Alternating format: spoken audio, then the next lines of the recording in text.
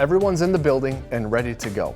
When we look at this rookie class, Ben, you spent a lot of time assessing and analyzing the class of incoming rookies. Now you know who the Vikings have. Anyone in this class in particular that you're looking forward to watching during camp? Yeah, to me, the whole narrative of the offseason was offensive line. This is before the draft. Like, they need to solidify the offensive line, and they did that with their first-round pick. And I think Garrett Bradbury is the guy that is a 2-for-1 deal. You get a center that you think is a high-end center and could possibly be an all-pro or pro bowler, and then you can move Pat Elflein, who's a really good high-end player as well, and move him to left guard. So you solidify, you think, 2 positions with 1 draft pick. And I think, just having that maturity out of Garrett, having the ability to play in a similar style system in college, hopefully a lot of that translates. And you've already heard it from Kirk when you talk to him about he really enjoys being around him, and he does seem like an old soul, and I think that's going to be good for the offensive line. Yeah. You're a good sport. You just talked about offense.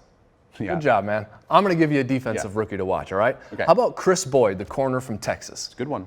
You talked about a first-round pick, Chris Boyd, a 7th-round pick, last round of the draft, 217th player chosen in the draft. But the Vikings take him, and you thought maybe they wouldn't need corners. You can forget about corners, but suddenly, depth at corner is going to be a spot to watch in this camp, with Mike Hughes on the PUP and with Holton Hill set to be suspended when the regular season begins. So I'm looking forward to watching some of these young DBs, and I think Chris Boyd is one to keep an eye on out there in practice. Really fast, which is something you can't coach. Exactly. All right, so let's go to some veterans. Barr and Kendricks, the dynamic between those two. They play a position you played in the NFL, linebacker, and now you've been watching Barr and Kendricks for a long time. The Barr-Kendricks dynamic, what's your perspective on it?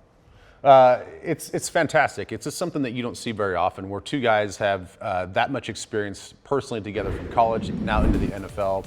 And, you talk about trust all the time, building trust with coaches and players. These 2 guys trust each other more than anything. They are truly like brothers out on the field. And with that, they can play off of each other. I think they complement each other very well. You've got a guy in Barr that goes downhill, and you got a guy in Kendricks that goes more side to side. And they can ask each other, when Kendricks is blitzing, hey, Anthony, what can I do here? Likewise, when Barr's dropping in coverage, he's got playing space. Hey, Eric, what can I do here? What are the things that I need to work on? And you can trust that you're going to get great information, and they're looking out for each other. So it's a special relationship. It's a pretty cool thing where their similarities is what leads to their synergy, but their differences is what makes them a good X's and O's tandem out there. Yeah, so pretty cool absolutely. dynamic. Yeah.